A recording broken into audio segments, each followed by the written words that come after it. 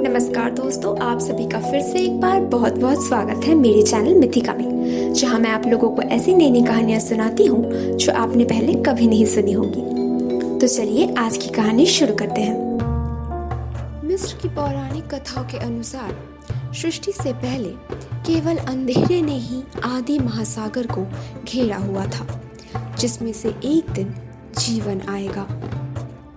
जब जीवन सांस आखिरकार उभरने के लिए तैयार हुआ, तब एटम नाम के सत्ता ने तय किया कि यही समय है जीवन निर्माण शुरू करने का।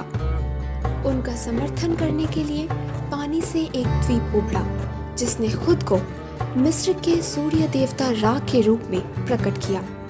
एक प्राचीन पहाड़ पर रा ने खुद से पहले सूखापन और वायु के देवता और उनके साथ ही टेफनट, नमी की देवी को बनाया, जिन्होंने इस ब्रह्मांड को पूरा करने के लिए अन्य दो देवी और देवता का जन्म दिया, केप, पृथ्वी के देवता, और नट, आसमान की देवी। बदले में इन दोनों ने जीवन के सिद्धांतों को जन्म दिया। जो ओसाइरिस हैं, वो सबसे बेहतर हैं और उन्होंने पूरे दुनिया पर शासन किया।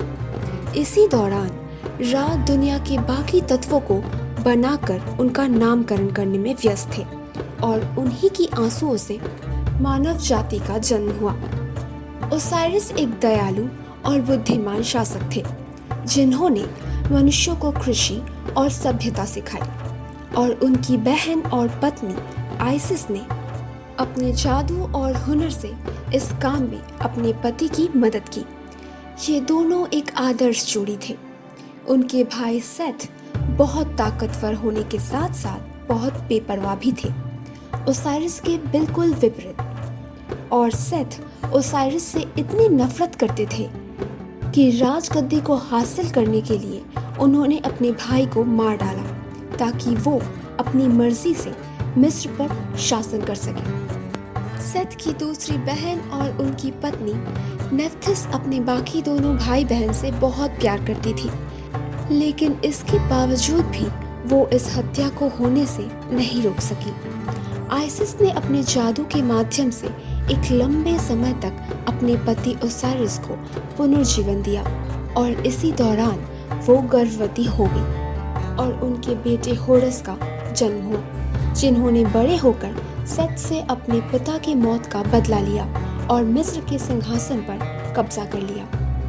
और ओसाइरिस आत्माओं पर शासन करने के लिए दूसरी दुनिया पर चले गए। ये कहानी यही खत्म नहीं होती है। जब बूढ़े रा अपनी सृष्टि की हुई चीजों को और बेहतरीन बना रहे थे, इसी दौरान इंसानों ने उनके विरुद्ध विद्रोह कर दिया। रा ने पहले सोचा कि वो इस पूरे सृष्टि का ही विनाश कर देंगे, और मदद के लिए उन्होंने अपने आंसू देने वाली आंख को पुकारा। अपने कार्य को पूरा करने के लिए उनके उस आंख ने अपने आप को एक विशाल शेरनी में बदल लिया और इंसानों को मारकर खाने लगी। जब रा ने ये नरसंहार देखा तो उन्हें अपने बच्चों के लिए दुख हुआ, क्योंकि वो भी आंसुओं की तरह उनकी आंखों से निकले थे। उन्होंने इस नरसंहार को रोक लिया, मगर अब वो इंसानों के बीच और नहीं रहना चाहते थे, और इसीलिए उन्होंने अंडरवर्ल्ड की तरफ अपनी यात्रा शुरू की। अपनी नाव में बैठकर वो आकाश के पूर्व दिशा से लेकर पश्चिम तक गए, जिस कारण दिन के 12 घंटों का निर्माण हुआ। ये 12 घंटे उन्होंने हमारी दुनिया को दी, ताकि उनकी बनाई हुई हर चीज को उनकी रोशनी से पनपने का मौका मिले। पश्चिम दिशा तक पहुंचने के बाद उन्होंने 12 घंटे के लिए पृथ्वी को अंधेरे में छोड़ दिया और ओसाइरिस के साथ मिलकर अंडरवर्ल्ड की देखभाल करने लगे। जब सुबह रा फिर से पूर्व की दिशा में दिखाई देते हैं, तो वो एक बाज का रूप लेते हैं, जिन्हें होर अख्ती या सीमा के होरस के नाम से भी जाना जाता है। ये बाज आसमान में ऊंची उड़ान भरता है, क्योंकि होरस का मतलब है वो जो ऊपर रहता है। रा के कई अन्य रूप भी हैं। उन्हें केपर नाम के एक स्कैरब के रूप में भी जाना जाता है, क्योंकि रेगिस्तान के रेत पर सूरज की पहली किरण गिरने के साथ साथ स्कैरब बाहर निकल आती है और गोबर से बनाई हुई एक गेंद को धक्का देकर आगे ले जाती है, जहां वो अपने अंडे छुपाती है। इस गेंद को भी वो स्वयं बनाती है। शायद इसीलिए इन्हें रा का एक और रूप भी माना जाता है। दोपहर में इस सूर्य के देवता को फिर से रा के नाम से ही जाना जाता है और सूरज जब ढलने वाली होती है तो उन्हें एटम के नाम से जाना जाता है, जिनका रूप एक बूढ़े आदमी का होता है जिन्होंने अपना जीवन चक्र पूरा कर लिया है और एक नए दिन के साथ साथ पुनर्जीवित होने के लिए तैयार हैं।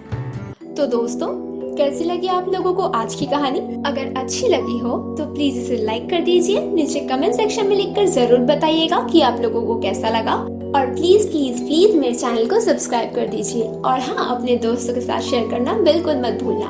मैं आप लोगों से मिलूंगी अगले हफ्ते एक और नई कहानी के साथ।